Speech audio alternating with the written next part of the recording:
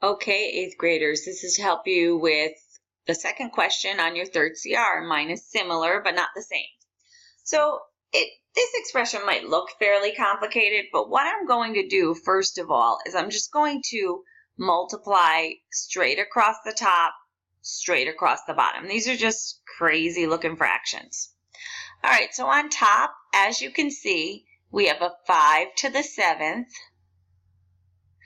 times 5 to the negative 3.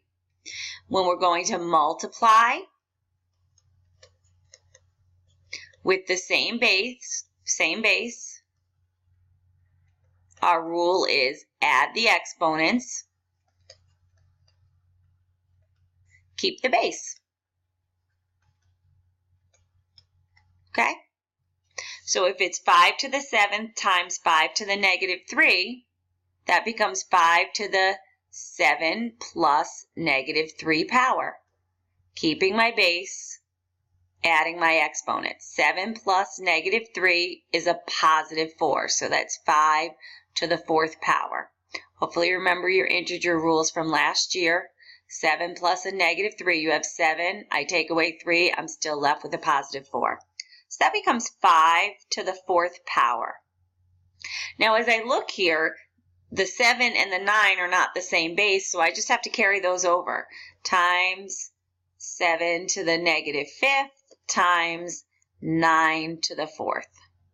As I look here, the bases aren't the same, so I just carry those over. 9 to the negative 2 power times 7 to the 2nd.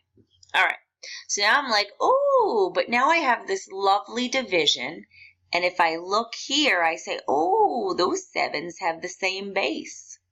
When we divide with the same base,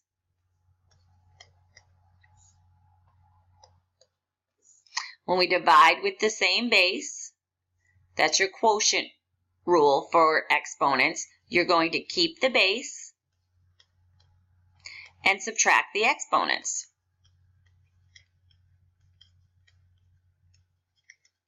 Keep the base, subtract the exponents. So I'm going to keep my base of 7 because this is division here. I'm going to keep my base and then subtract my exponents. Negative 5 minus 2. You always take the top exponent minus the bottom exponent. So that is actually 7 to the negative 5 minus 2 more is negative 7th power. All right, so I have 7 to the negative 7th power. So right now I have 5 to the 4th, 7 to the negative 7th. Now I got to handle these bases of 9. Again, we're dividing. You have the same base of 9. We're going to go ahead and subtract the exponents.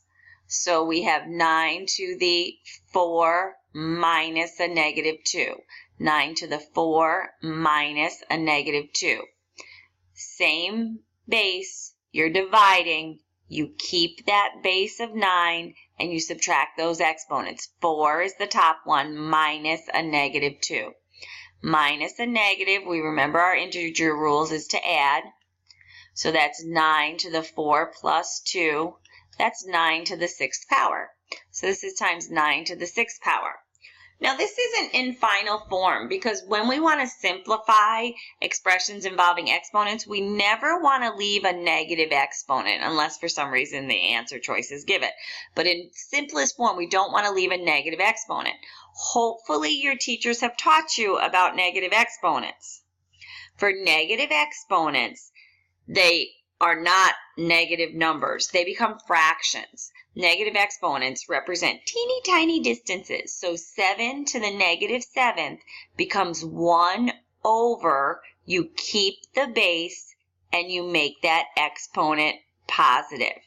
All right, hopefully your teachers have taught you about negative exponents.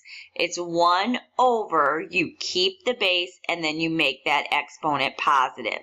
Negative exponents become a fraction. So this is 5 to the 4th times 7 to the negative 7th becomes 1 over 7 to the 7th. And they started showing you that.